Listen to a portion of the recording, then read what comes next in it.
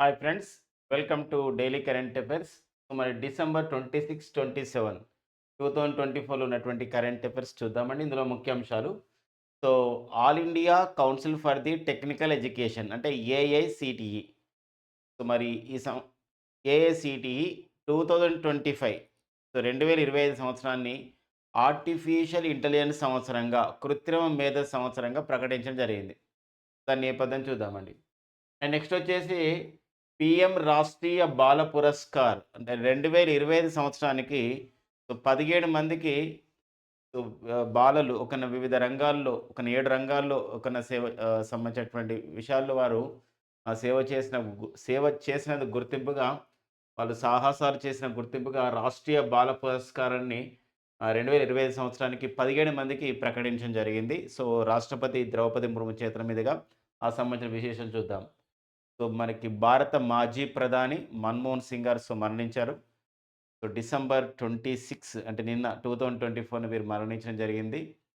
So మరి LPG అంటే liberalisation, privatisation, గ్లోబలైజేషన్‌లో మన భారతదేశంలో నూతన ఆర్థిక సంస్కరణల అమలు విషయంలో తనదైనటువంటి పాత్రని, గుర్తింపుని పొందినవారు మనకి మాజీ ప్రధాని మన్మోహన్ సింగ్ గారు. సో వారి యొక్క విశేషాలు చూద్దామండి. అండ్ నెక్స్ట్ వచ్చేసి మలయాళం రచయిత, కవి, దర్శకుడు, సినిమా దర్శకుడు, జ్ఞానపీఠ అవార్డ్ గ్రహీత వాసుదేవన్ నాయర్ వీరు మరణించడం జరిగింది. వారికి సంబంధించిన విశేషాలు చూద్దామండి. మాల్డోవా దేశానికి రెండో పర్యాయం సెకండ్ టర్మ్ అధ్యక్షురాలిగా నియమితులు కావడం జరిగింది మాయా సంధు. వారికి సంబంధించిన విశేషాలు చూద్దాం. అండ్ 6వ ప్రపంచ తెలుగు మహాసభల రచయితల 6వ ప్రపంచ తెలుగు రచయితల మహాసభ 2024 విజయవాడలో నిర్వహిస్తున్నారు. దానికి సంబంధించిన విశేషాలు చూద్దాం. అండ్ పులుల మరణాలపైన నేషనల్ టైగర్స్ కన్జర్వేషన్ అథారిటీ వాళ్ళు ఒక నివేదికను విడుదల చేయడం జరిగింది. ఆ విశేషం చూద్దాం. అంతేకాకుండా మనకి సునామీ అంటే మన భారతదేశం సునామీ ఒక విపత్తును ఎదుర్కొని అంటే 2024 డిసెంబర్ 26న మనకి అంటే 2014 డిసెంబర్ 26న వచ్చింది. 2024 డిసెంబర్ 26 నాటికి 20 సంవత్సరాలు అవుతుంది సునామీ ఎదుర్కొని. ఇలాంటి క్రమంలో మరి ఆ సునామీ అవేర్‌నెస్ పైన, అంతేకాకుండా సునామీ వచ్చినప్పుడు హెచ్చరించే ఒక కేంద్రం పైన మనకు విశేషాలున్నాయి. అంటే ఇన్కాయిస్ అనే సంస్థ ఉంది హైదరాబాద్‌లో. అక్కడ ఉన్నటువంటి సంబంధించిన విశేషాలు చూద్దామండి. ఇవి మనకి ఈరోజు ఉన్నటువంటి కరెంట్ అఫైర్స్. వివరంలోకి వెళ్దాం. మనకి ఏఐ సంవత్సరంగా అంటే ఏఐ అంటే అర్థం ఏందంటే ఆర్టిఫిషియల్ ఇంటెలిజెన్స్ అని చెప్పేసి అంటాం. అంటే ఒక్కొక్కసారి ఇప్పుడు ఐక్యరాజ్య సమితి ఉంటుంది. ఒక్కొక్క సంవత్సరానికి ఒక గుర్తింపు ఇస్తుంది. 2024 సంవత్సరానికి ఒంటెల సంవత్సరంగా ఐక్యరాజ్య సమితి అట్లా ప్రకటించింది. 2025 సంవత్సరానికి ఐక్యరాజ్య సమితి UNO international year for the quantum science and technology ఇయర్‌గా ప్రకటించింది. లైక్ దట్ ఇక్కడ కూడా మనకి ఏఐసిటి అనే సంస్థ all India council for the technical education అని చెప్పేసి అంటామండి. ఆల్ ఇండియా కౌన్సిల్ ఫర్ రాసుకునే ప్రయత్నం చేద్దాం. All India council for the all India council for technical education అంటే సాంకేతిక విద్య గురించి చూసుకొని అత్యున్నతమైన సంస్థగా చెప్పుకోవచ్చనమాట. ఈ సంస్థ మన దేశంలో బీటెక్, ఐటీఐ ఇలాంటి అన్ని విద్యలను కూడా అంటే పాలిటెక్నిక్ అన్ని కోర్సెస్ కూడా డిజైన్ చేస్తది all India council for the technical education AICTE.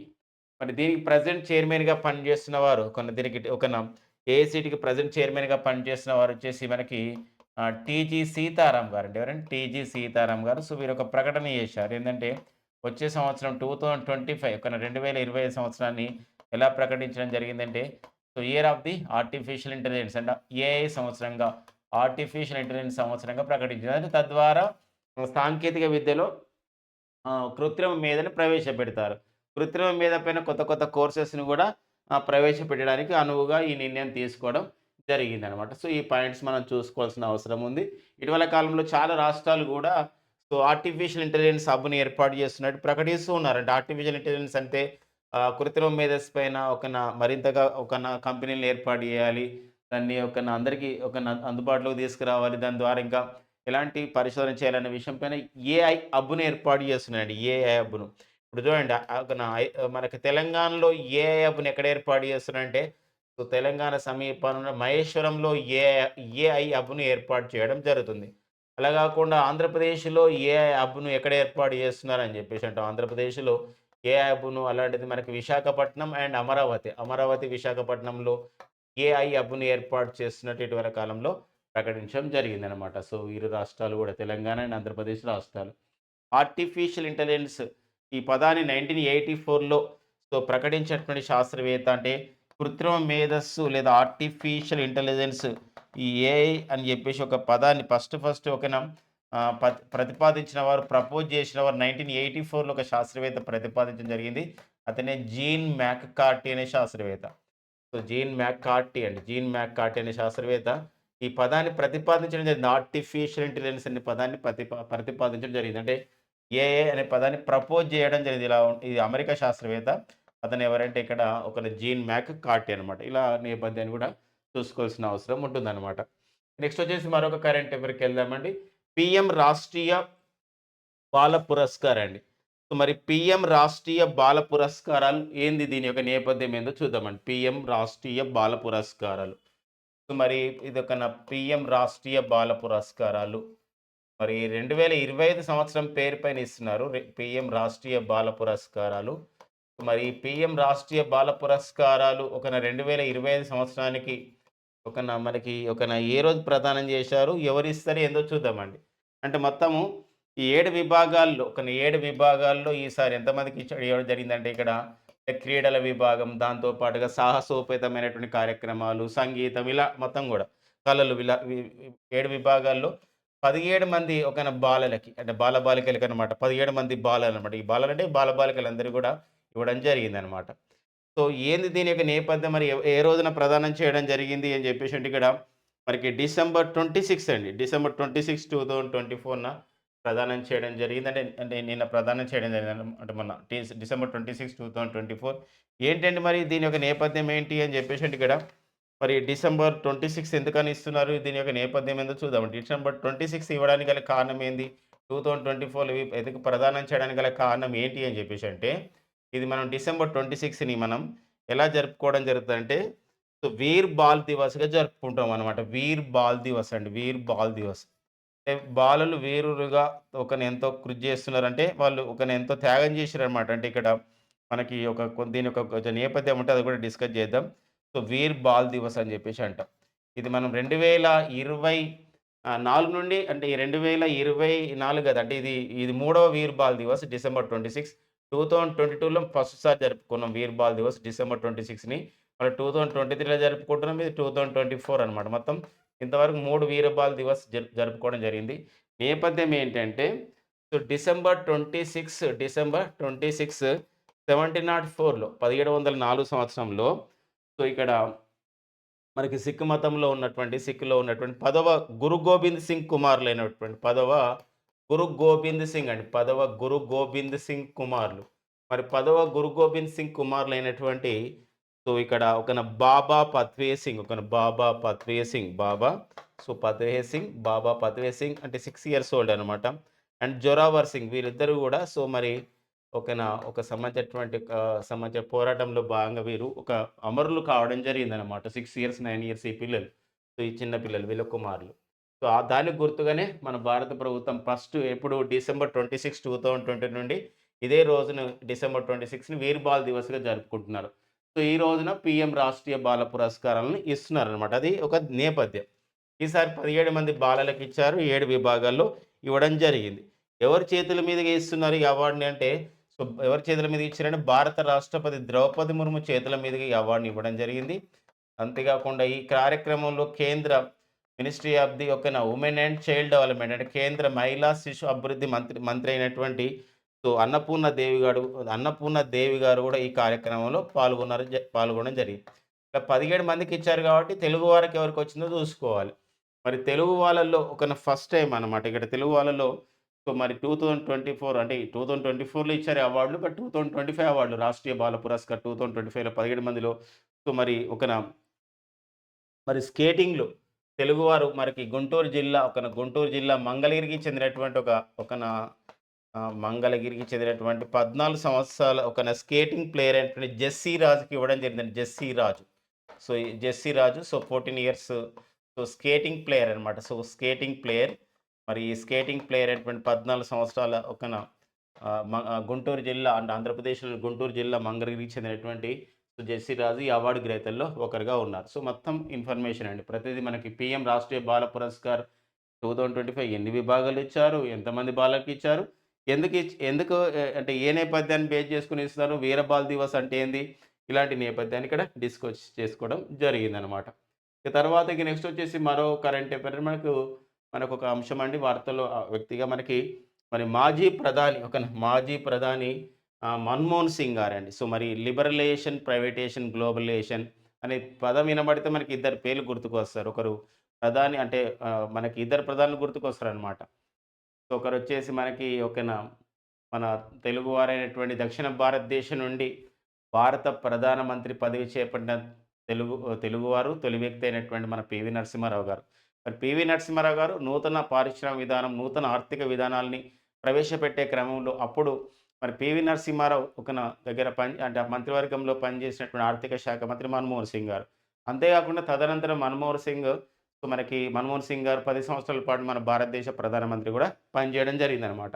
So, మరి మన్మోహన్ సింగ్ అండి చనిపోవడం జరిగింది. సో, మరి మాజీ ప్రధాని ఆర్థిక సంస్కరణలకి అమలు చేసినటువంటి ఆర్థిక మంత్రిగా ఎంతో పేరు పొందడం జరిగింది మన్మోహన్ సింగ్ గారు.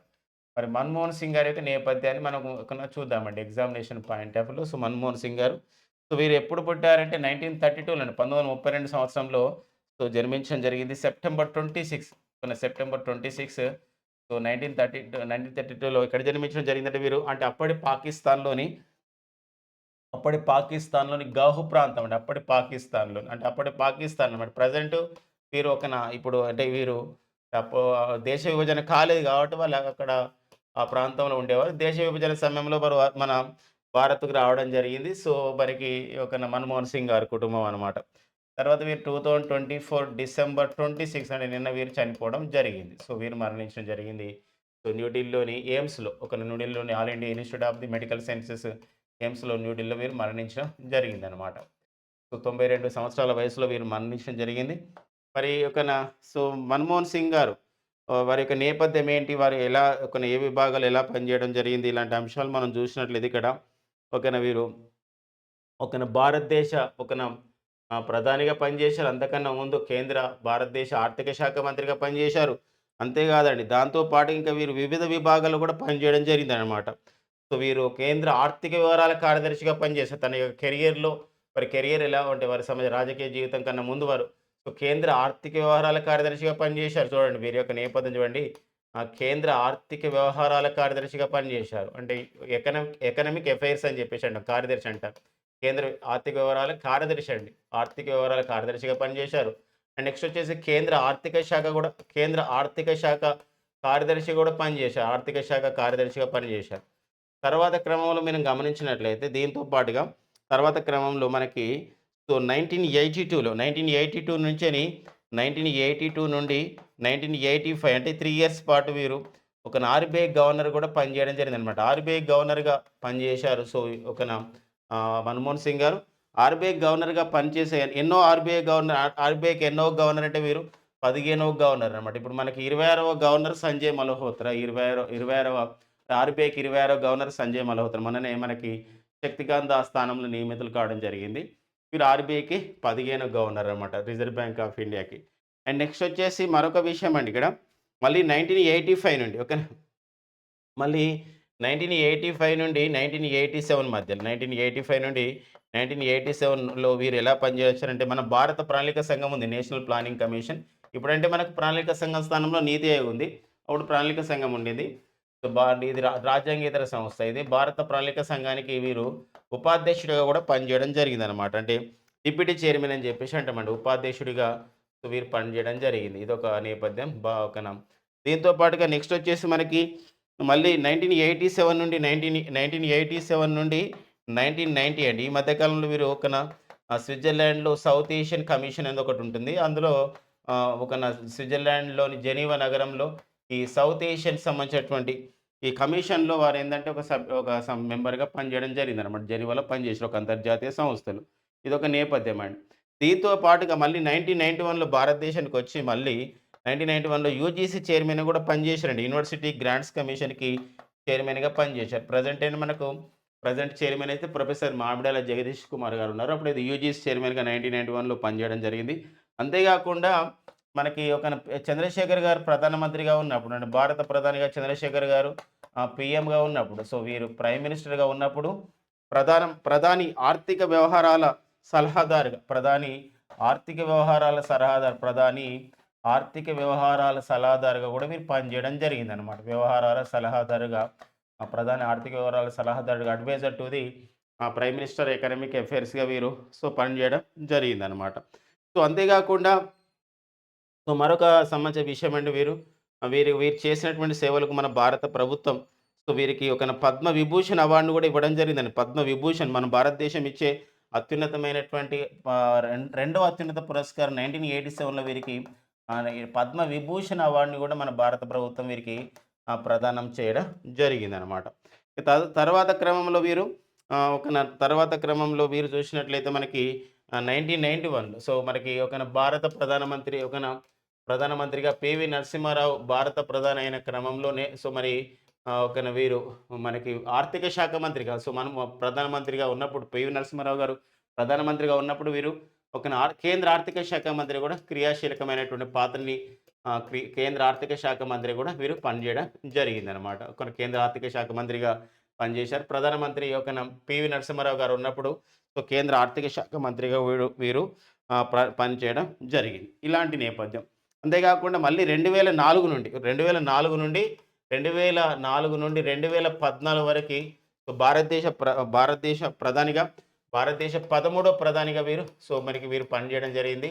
సో వీరి హయాంలో ఎన్నో సంబంధించినటువంటి కార్యక్రమాలు అమలు చేశారని చెప్పేసి కూడా ఈరోజు చాలా న్యూస్ పేపర్‌లో ఇవ్వడం జరిగిందనమాట. ఇదొక నేపథ్యం. తర్వాత నెక్స్ట్ వచ్చేసి మనకి వీరు రాజ్యసభ సభ్యుడిగా అంటే 1991 నుండి వీరు రాజ్యసభ సభ్యుడిగా పనిచేస్తున్నారు. 2024 వరకు కూడా రాజ్యసభ సభ్యుడిగా 33 సంవత్సరాల పాటు రాజ్యసభ సభ్యుడిగా వీరు పనిచేయడం జరిగిందండి. రాజ్యసభ సభ్యులుగా 33 సంవత్సరాల పాటు రాజ్యసభ సభ్యుడిగా పనిచేసినటువంటి రికార్డు వీరి యొక్క సొంతం అనమాట. మన యొక్క మన్మోహన్ సింగ్ గారు సో ఆ ఘనతను కూడా సాధించడం జరిగింది. అస్సాం నుండి ఎక్కువగా రాజ్యసభ సభ్యుడిగా వీరు గెలుపొందడం జరిగిందని చెప్పేసి కూడా సో మనకి ఇన్ఫర్మేషన్ ఉన్నదనమాట. ఇది తర్వాత క్రమంలో మరి పివి నరసింహారావు గారు ఈ యొక్క నూతన ఆర్థిక విధానాలను అమలు చేసే క్రమంలో సో మరి కేంద్ర ఆర్థిక శాఖ మంత్రిగా క్రియాశీలకమైన పాత్రను పోషించడం జరిగింది. సో మన్మోహన్ సింగ్ గారు అనమాట. తర్వాత మనం చూసినట్లయితే మన్మోహన్ సింగ్ గారి యొక్క జీవిత విశేషాలపైన ఒక పుస్తకం ఉందండి. అదేంటి జీవిత విశేషాలపైన ఒక పుస్తకం వాళ్ళ కూతురు రాసింది. స్ట్రిక్ట్లీ పర్సనల్ అనే ఒక పుస్తకం అండి. స్ట్రిక్ట్లీ పర్సనల్ అంటే పూర్తిగా వ్యక్తిగతమైన ఈ యొక్క పుస్తకం రాయడం జరిగింది. సో మన్మోహన్ అండ్ గురుచరణ్ అని చెప్పేసి ఇవ్వడం జరిగిందండి. ఈ పుస్తకం పేరు వచ్చేసి ఇక్కడ దామన్ సింగ్ రాయడం జరిగింది. మన్మోహన్ అండ్ గురుచరణ్ అని చెప్పేసి గురుచరణ్. సో మరి గురుచరణ్ ఇది పుస్తకం అనమాట. Strictly personal. ఈ పుస్తక రచయిత వచ్చేసి ఎవరండి దామన్ సింగ్ అనమాట. ఇదొక నేపథ్యం. నెక్స్ట్ వచ్చేసి మరి మన్మోహన్ సింగ్ గారు తీసుకున్నటువంటి క్రియాశీలకమైన ఎన్నో నిర్ణయాలు మనకున్నాయి. సో ఇలాంటి క్రమంలో మన్మోహన్ సింగ్ గారి నిర్ణయాల్లో ప్రధానంగా ఉన్నది ఇక్కడ ఏంటంటే సెజ్ అంటే ఇక్కడ స్పెషల్ ఎకనామిక్ జోన్స్‌ని ప్రవేశపెట్టడంలో ఎంతో క్రియాశీలకమైన పాత్రను పోషించారు మన్మోహన్ సింగ్ అని చెప్పి చెప్పడం జరుగుతుంది. దాంతో పాటుగా రైట్ టు ఇన్ఫర్మేషన్ యాక్ట్ అండి. 2005 సంవత్సరంలో మనకి సమాచార హక్కు చట్టంలో వీరు కూడా సో అమలు చేసినప్పుడు ప్రధానిగా వీరు వ్యవహరించడం జరిగింది. అంతేకాకుండా 2005లో national rural employment guarantee act అండి. అంటే జాతీయ గ్రామీణ ఉపాధి హామీ చట్టం అమలు అంటే వీరు ఆ చట్టం వచ్చినప్పుడు వీరే ప్రధాని. అండ్ 2006 ఫిబ్రవరి 2న జాతీయ గ్రామీణ ఉపాధి పథకం ప్రారంభమైనప్పుడు కూడా ప్రధానిగా వీరు ఉండడం జరిగింది. అంతేకాకుండా ఎంతో క్లిష్టతరమైనటువంటి అమెరికా తర్వాత భారతదేశం యొక్క అణు ఒప్పందాన్ని ఆ విధంగా పూర్తి చేయడంలో తనదైన పాత్రను పోషించడం జరిగింది ప్రధాని హోదాలో.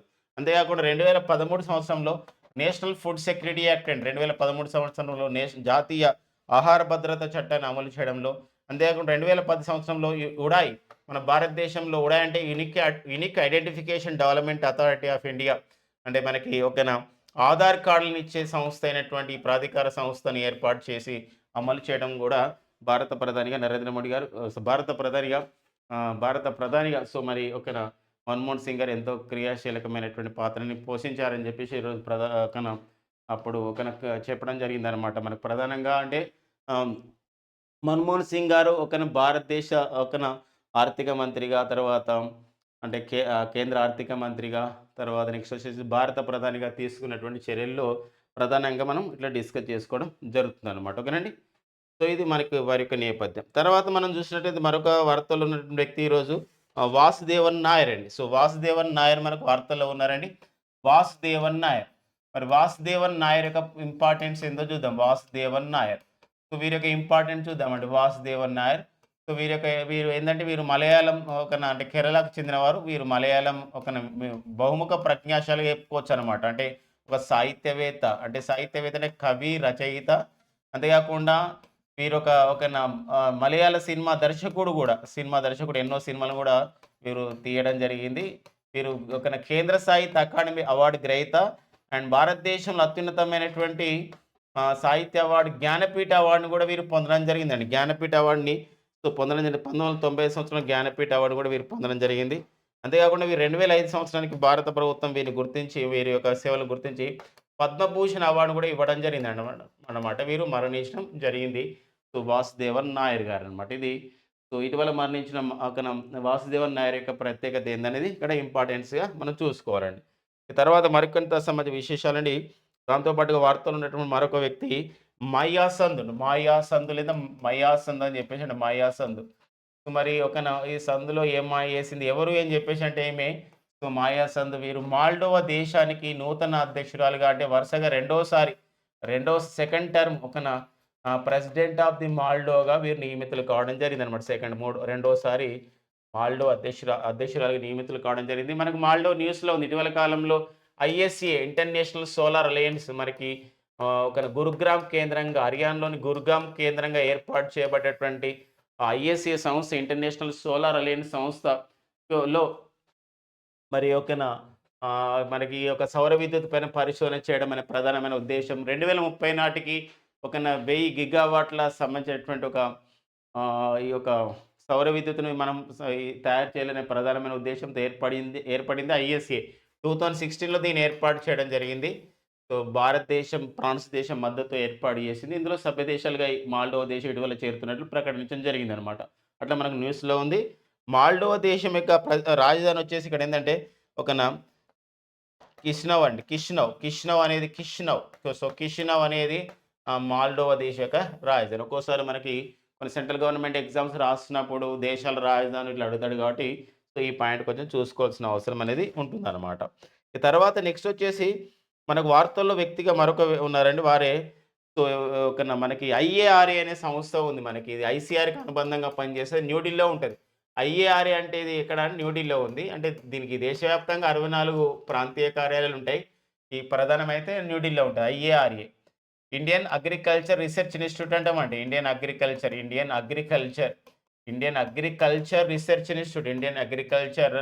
రీసెర్చ్ ఇన్‌స్టిట్యూట్ అని అంటాం. జాతీయ వ్యవసాయ పరిశోధన సంస్థగా పిలుస్తాం.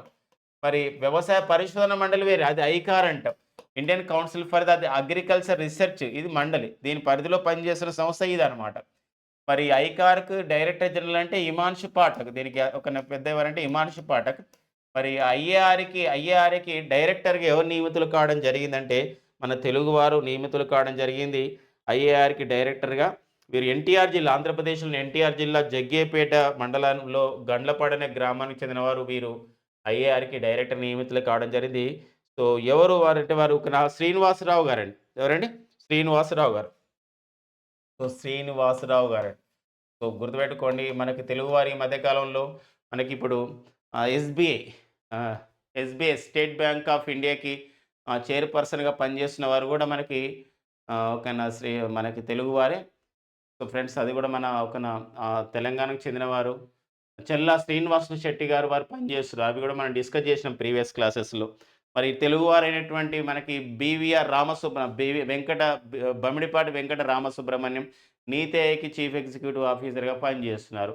సో, పర్వతిని నరేష్ గారు. సో, వారు మనకు ఐక్యరాజ్య సమితిలో భారత శాశ్వత ప్రతినిధిగా పనిచేస్తున్నారు. సో, అలా నేపథ్యాన్ని కూడా చూసుకోవాల్సిన అవసరం ఉంటుందన్నమాట.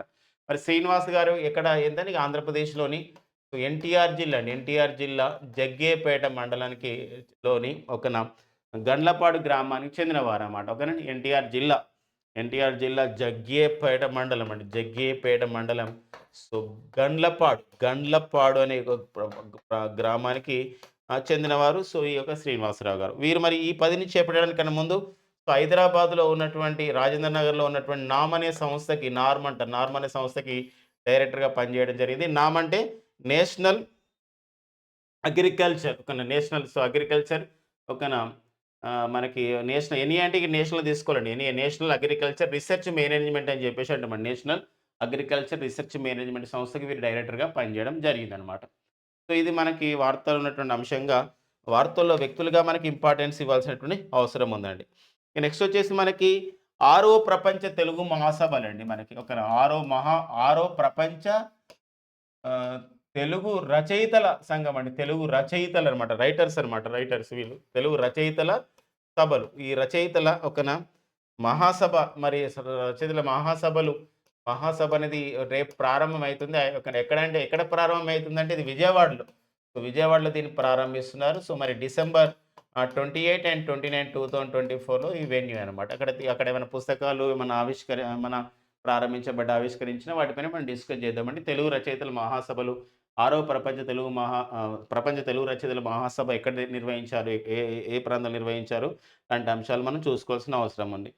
నెక్స్ట్ వచ్చేసి మరొక అంశం అంటే ఇక్కడ మనకి అమెరికా జాతీయ పక్షిగా national bird of the America USA. So, మరి అమెరికా జాతీయ పక్షిగా దేన్ని ప్రకటించడం జరిగింది. అంటే ఇది గత చాలా సంవత్సరాల నుంచి అనుకుంటున్నారు గానీ, అధికారికంగా ప్రకటించలే. ఈసారి అధికారికంగా ప్రకటించారు. అదేంటంటే ఇక్కడ సో, బాల్డ్ ఈగల్ అండి. సో, మరి బాల్డ్ ఈగల్ అని చెప్పేసి అంటాం. మరి బాల్డ్ ఈగల్ మనకిది బట్టతల గద్ద లేదా బట్టతల డేగ అని పిలుస్తారు ఈ యొక్క బాల్డ్ ఈగల్. సో, మరి 1782 నుండి వివిధ అధికారికంగా కొన్ని వాటిలలో వాడుతున్నారు జాతీయ పక్షి బాల్డ్ ఈగల్‌ని. కానీ ఇప్పుడు పూర్తిగా అమెరికా దేశ పార్లమెంట్ కాంగ్రెస్ దీన్ని అధికారికంగా ఆమోదించడం జరిగిందనమాట. ఇది 2024 సో, డిసెంబర్ నుండి ఇది అధికారికంగా అమల్లోకి తీసుకురావడం జరిగింది. అమెరికా జాతీయ పక్షిగా బాల్డ్ ఈగల్ అనమాట. ఇలాంటి క్వెషన్స్ మనకు వస్తుంటాయండి. గతంలో 3 ఇయర్స్ బ్యాక్ ఒకసారి బ్రిటన్ దేశ పక్షిగా రాబిన్ ప్రకటించడం జరిగిందనమాట. వెంటనే ఎగ్జామినేషన్‌లో వచ్చింది. బ్రిటన్ దేశ పక్షి ఏందని చెప్పేసి అంటే రాబిన్ అనమాట. అలా క్వెషన్స్ వస్తున్న నేపథ్యం అనమాట.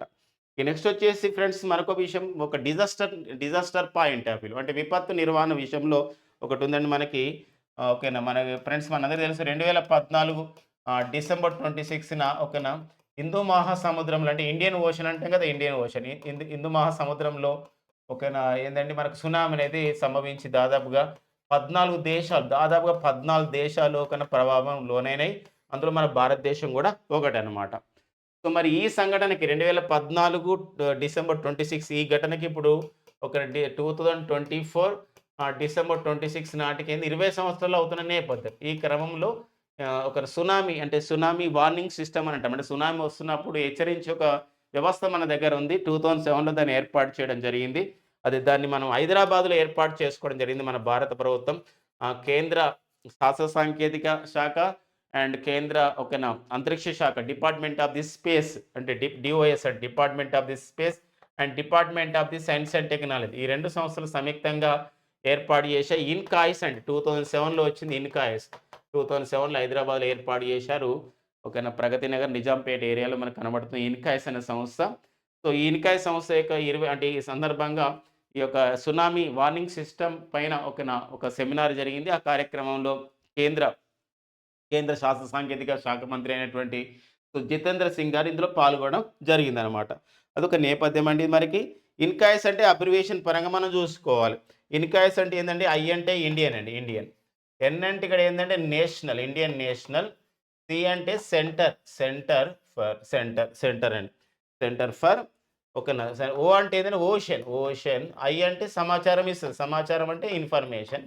ఇది ఒక పద్ధతిగా ఒక సిస్టమ్ ఉంటది కాబట్టి సిస్టమ్ అనమాట. సో, ఇది అబ్రివియేషన్. చూడండి Indian national centre for ocean information Indian national centre for ocean information system అని చెప్పేసి అంటామండి. సర్వీసెస్ కాదు సిస్టమ్ అని చెప్పేసి అంటే ఇది ఇన్కాయ్ సంస్థ హైదరాబాద్‌లో ఉంది. కానీ మనకి ఎగ్జామినేషన్‌లో ఇంపార్టెంట్. ఎందుకు 20 ఇయర్స్ అయితుంది సునామీ వచ్చి. మనకు 14 దేశాలు ఎఫెక్ట్ అయినప్పుడు హిందూ మహాసముద్రంలో వచ్చినటువంటి సునామీ కాబట్టి ఇంపార్టెన్స్‌గా ఈ సంబంధించిన విషయాన్ని మనం అంటే క్షమించండి 2004లో వచ్చిందండి. సో, 2004లో వచ్చింది. 2004 డిసెంబర్ 26 వచ్చింది. 2004 సో, డిసెంబర్ 26న రావడం జరిగింది. సో, 10 సంవత్సరాలు అవుతుంది. క్షమించండి ఇక్కడ. 2004 డిసెంబర్ 26ల ఒకనొచ్చిందండి. 2000 ఒక 2004 అండి. 2004 డిసెంబర్ 26న సునామీ రావడం జరిగింది. సో, మనకి హిందూ మహాసముద్రంలో ఏర్పడిన సునామీ అనేది 14 దేశాలు అతలాకుతలమయినాయి. కొంచెం ఇబ్బంది చాలా అలలన్నీ మొత్తం కూడా దాదాపుగా 1000 అడుగుల అలలు రావడం అయితే జరిగింది. 20 ఇయర్స్ అయితున్న నేపథ్యం అనమాట. ఓకేనండి. ఇది కొంచెం ఒక ఓవర్‌లుక్ అయింది. సో, 2004 డిసెంబర్ 26 అండి. ఓకేనా. ఈ తర్వాత మళ్ళీ 2011లో గూడా సో, మళ్ళీ జపాన్ లాంటి ప్రాంతాలు గూడా మళ్ళీ సునామీకి అప్పుడు గురైనాయన్నమాట. సో, అట్లా ఓకే. అలాంటి నేపథ్యం గూడా చూసుకోవాల్సిన అవసరం ఉందండి. ఓకేనా. ఇక నెక్స్ట్ చూద్దాం. ఇక మరొక అంశం అండి.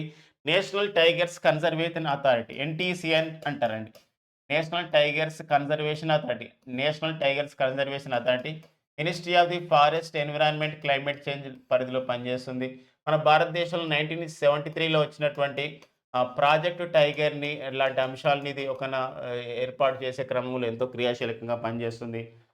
అంటే పులుల అభయారణ్య ప్రాంతాలను కాపాడే విషయంలో 1972 నాటి వైల్డ్ లైఫ్ ప్రొటెక్షన్ యాక్ట్ అంటాం. వైల్డ్ లైఫ్ ప్రొటెక్షన్ యాక్ట్ అంటే వైల్డ్ లైఫ్ ప్రొటెక్షన్ యాక్ట్ అని చెప్పేసి అంటాం. అంటే వన్యప్రాణి సంరక్షణ చట్టం అమలు విషయంలో కూడా ఈ సంస్థ ఎంతో క్రియాశీలకంగా పనిచేస్తుంది. ఈ సంస్థ ఒక నివేదిక ఇచ్చిందన్నమాట. ఆ నివేదిక యొక్క సారాంశం మనం చూద్దామండి. ఏందంటే నివేదిక ఏందంటే 2012 నుండి 2012 నుండి 2024 డిసెంబర్ 25 వరకు 2012 నుండి 2024 డిసెంబర్ 25 వరకి దేశంలో సో, పులుల మరణాలపైన, పులుల యొక్క మరణాలపైన డెత్స్ ఆఫ్ ది టైగర్స్ పైన ఒక నివేదిక ఇవ్వడం జరిగింది. సో, దీని ప్రకారం 1366 పులులు మరణించడం జరిగిందండి. 2012 నుండి 2024 డిసెంబర్ 25 వరకి ఎన్ని పులులు మరణించడం జరిగింది. ఈ డేటా ఇవ్వడం జరిగింది. మరి ఈ డేటా ప్రకారం మనం చూసినట్లయితే ఈ డేటా ప్రకారం అంటే అత్యధికంగా ఇక్కడ ఎక్కువ పులులు చనిపోయిన ఏ రాష్ట్రాలు అంటే మధ్యప్రదేశ్‌లో సో, 355 పులులు మరణించడం జరిగిందండి. మహారాష్ట్రలో అయితే 261 పులులు. అండ్ నెక్స్ట్ వచ్చేసి ఇక్కడ కర్ణాటక వచ్చేసి మనకి సో, 179 పులులు సో, మరణించడం జరిగింది.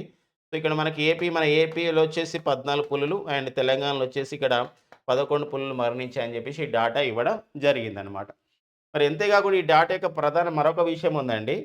సో, 2020 వరకు కూడా డేటా ఇచ్చాడు. 2020లో మన దేశంలో మరణించినటువంటి పులులొచ్చేసి మనకేందంటే 106 పులులు మరణించాయి. 2021లో వచ్చేసి 127 పులులు మరణించాయి. 2022లో వచ్చేసి మనకి 122 పులులు మరణించాయి. 2023లో వచ్చేసి 182 పులులు మరణించాయి. సో, ఆ డేటాను కూడా మనకి ఇవ్వడం జరిగిందనమాట. సో, మనకి ఇది చూసుకోవాల్సిన అవసరం ఉందండి. సో, మనకి ఈసారి 2024 డాటా కూడా ఇచ్చారండి. 2024లో మరణించిన పులుల మనకి 122గా సో, వీరు ప్రకటించడం జరిగింది. నేషనల్ టైగర్స్ కన్జర్వేషన్ అథారిటీ వాళ్ళు. 2024 డాటా ప్రకారం ఏందంటే సో, మధ్యప్రదేశ్‌లో 44 మరణించాయి. మహారాష్ట్రలో 21 పులులు మరణించడం జరిగిందని చెప్పేసి ఇక్కడ డాటా ఇవ్వడం జరిగింది. సో, ఇదొకటి మనకి ఒక్కోసారి అడుగుతున్న నేపథ్యం ఉంటది. పులులు ఎంత మరణించాయి? ఏ సంవత్సరంలో ఎంత మరణించాయి? మొత్తం ఎన్ని మరణించినాయి? దీనికన్నా ముందు ఇంకొక విషయం మనకు ఇంపార్టెన్స్‌గా చూసుకోవాలి. ఏంటంటే, మనకి పులుల యొక్క ఒక ఎస్టిమేషన్ గూడా అడుగుతున్నాడు. అంటే పులుల యొక్క ఎస్టిమేషన్ అంటే పులుల అంచనా అంటే పులుల యొక్క సంఖ్య ఎంతుందని జెప్పేసి. మన భారతదేశంలో ఈ పులుల సేకరణ లేకపోతే పులుల యొక్క ఎస్టిమేషన్ అని జెప్పేసి అంటామండి. సేకరణ అంటే ఎస్టిమేషన్ అని జెప్పేసి అంటాం. ఎస్టిమేషన్ ఆఫ్ ది టైగర్స్ అని జెప్పేసి ఒక రిపోర్ట్‌ని తయారు జేస్తూ ఉంటారు. ఇది మనకు ప్రతి 4 సంవత్సరాలకోసారి తయారు జేస్తాం. తొలిసారిగా 2006లో 2006 నుండి తయారు జేస్తా ఉన్నాం. ఈ క్రమంలో మనం డేటాను పరీక్షించినట్లయితే 2014 సంవత్సరంలో టైగర్ ఎస్టిమేషన్ ప్రకారం మన భారతదేశంలో ఎన్ని పులులున్నాయి? మన భారతదేశంలో నంబర్ ఆఫ్ టైగర్స్ ఎంత అని జెప్పేసి అంటే 2226 అండి. ఈజీగా గుర్తుపెట్టుకోవచ్చు. అండ్ నెక్స్ట్ వచ్చేసి మళ్ళీ 2018 సంవత్సరంలో పులుల సేకరణ జరిగింది. మన భారతదేశంలో 2018లో ఉన్నటువంటి పులులొచ్చేసి 2018 అంటే 2967 పులులనమాట. ఇది అంటే ఇది ఓకేనా. 2006లో తొలిసారిగా పులుల సేకరణ చేశారు. తర్వాత 2010లో రెండోసారి, ఒకటోసారి, రెండోసారి అంటే 2014లో మూడోసారి, 2018లో నాలుగోసారి. మళ్ళీ ఇప్పుడు ఐదోసారి 2022లో చేయడం జరిగిందండి. 2022 ఐదోసారి చేయడం కొంచెం ఇంపార్టెన్స్ అనమాట. ఎందుకోసం అంటే టైగర్ ప్రాజెక్ట్ ఏర్పాటు చేసి 50 సంవత్సరాలు అవుతున్న క్రమంలోనే ఏప్రిల్ 9 2022న భారత ప్రధాని నరేంద్ర మోడీ గారు సో మనకి కర్ణాటకలోని బందీపూర్‌లో ఈ ఎస్టిమేషన్ ఆఫ్ ది టైగర్స్‌ని అంటే పులుల అంచనాని విడుదల చేయడం జరిగింది. సో పులుల అంచనా విడుదల చేసి దాని ప్రకారం 3167గా ప్రకటించారు. ఇదొక డేటా ఉంది. మళ్ళీ మనకు ఇంకొక డాటా గూడా ఉందండి. సో ఏం డాటా అంటే ఇక్కడ ఫ్రెండ్స్ మనకు తెలుసు ప్రతి సంవత్సరం గూడా మనకి ప్రపంచ పుల్ల దినోత్సవం జరుపుకుంటాం. మనం 2023 సంవత్సరంలో మన ప్రపంచ పుల్ల దినోత్సవం సందర్భంగా అంటే జూలై 29 ప్రపంచ పుల్ల దినోత్సవం జూలై 29, 2023న ప్రపంచ పుల్ల దినోత్సవం సందర్భంగా కేంద్ర ప్రభుత్వం, కేంద్ర అటవీ పర్యావరణ శాఖ మంత్రి ప్రెజెంట్ అతనే ఉన్నారు. అప్పుడు కూడా అతనే. సో, భూపేంద్ర యాదవ్ గారు వారి యొక్క మంత్రిత్వ శాఖ మరొక రిపోర్ట్ సబ్మిట్ చేసింది. మన భారతదేశంలో పులుల యొక్క సంఖ్యను 3682 నుండి 3925 మధ్యలో ఉన్నాయని చెప్పేసి ఇట్లా ప్రకటించడం జరిగింది. ఇది కొంచెం కన్‌ఫ్యూజ్ క్రియేట్ చేసింది. కానీ యావరేజ్‌గా మాత్రం 3682 ఉన్నట్టు మనకి ఈ యొక్క అధికారిక వెబ్‌సైట్ చూపిస్తుందనమాట. 3682. సో, కానీ ఈ మధ్యలో ఉన్నాయని చెప్పడం జరిగింది. ఈ డేటాను కూడా మనం గుర్తుపెట్టుకోవాల్సిన అవసరం ఉంటుందనమాట. మరి ఈ జూలై 29, 2023 డేటా ప్రకారం సో 3682 యావరేజ్ అనమాట. పులుల యొక్క సగటు అంత ఉందని చెప్పేసి. కానీ ఈ మధ్యలో అంటే 3682 పులుల నుంచి 3925 పులులు ఉన్నాయని చెప్పడం జరిగింది. సో, ఈ డేటా ప్రకారం. సో, మరి ఇది మనం గుర్తుపెట్టుకోవాలి. మరొక అంశం ఏందంటే ఈ డేటా ప్రకారం 3682 ఈ డేటా ప్రకారం భారతదేశంలో పులులు ఎక్కువగా ఉన్నటువంటి రాష్ట్రాలు ఏదంటే మధ్యప్రదేశ్, కర్ణాటక, ఉత్తరాఖండ్ రాష్ట్రాలు. మధ్యప్రదేశ్, కర్ణాటక, ఉత్తరాఖండ్ రాష్ట్రాలు పులులు ఎక్కువగా ఉన్నటువంటి టాప్ 3 స్టేట్స్‌గా మనం చూసుకోవాలి. దీంతో పాటుగా మనం చూసినట్లయితే ఎక్కువగా ఉన్నటువంటి సో, మనకి ఉన్నటువంటి టైగర్ రిజర్వ్ ఏదంటే జిమ్ కార్బెట్ నేషనల్ పార్క్ అండి. జిమ్ కార్బెట్ నేషనల్ పార్క్ ఇది టైగర్ రిజర్వ్ ఇది ఉత్తరాఖండ్‌లో ఉందన్నమాట. ఏదంటే Jim Corbett national park Uttarakhand. తర్వాత నెక్స్ట్ వచ్చేసి రెండోది పులులు ఎక్కువగా ఉన్నటువంటి టైగర్ రిజర్వ్ వచ్చేసి బందీపూర్ టైగర్ రిజర్వ్ అది కూడా కర్ణాటకలో ఉంటది. జిమ్ కార్బెట్ అంటే ఉత్తరాఖండ్. ఇలా గుర్తుపెట్టుకోవాలి. ఇది మొదటి 2 స్థానాల్లో ఉన్నాయన్నమాట. సో పులుల మరణాలపైన వచ్చినటువంటి సమాచారంతో పాటు ప్రెజెంట్ పులులు ఎలా ఉన్నాయి? మన భారతదేశం ఇటీవల కాలంలోనే 57వ టైగర్ రిజర్వ్‌గా 57th టైగర్ రిజర్వ్‌గా సో టీఆర్ అంటే టైగర్ రిజర్వ్‌గా మనకి రతాపాని టైగర్ రిజర్వ్ ప్రకటించడం జరిగింది. మరి ఈ రతాపాని టైగర్ రిజర్వ్ మన భారతదేశంలో రతాపాని టైగర్ రిజర్వ్ అనేది 57th టైగర్ రిజర్వ్. ఈ రతాపాని టైగర్ రిజర్వ్ ఎక్కడ ఏర్పాటు చేయడం జరిగింది? నేషనల్ టైగర్స్ కన్జర్వేషన్ అథారిటీ చేత అంటే మధ్యప్రదేశ్ రాష్ట్రంలో దీన్ని ఏర్పాటు చేయడం జరిగిందనమాట. అంటే ప్రెజెంట్ మనకి 57 టైగర్ రిజర్వ్స్ ఉన్నాయన్నమాట. దీని యొక్క సంబంధించి లేటెస్ట్ అప్డేట్స్ అనమాట. ఎవ్రీ ఇయర్ కూడా మనం జూలై 29ని వరల్డ్ టైగర్స్ డేగా మనం జరుపుకుంటామండి.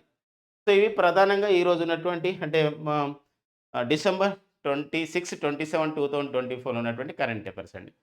So, thank you friends and all the best.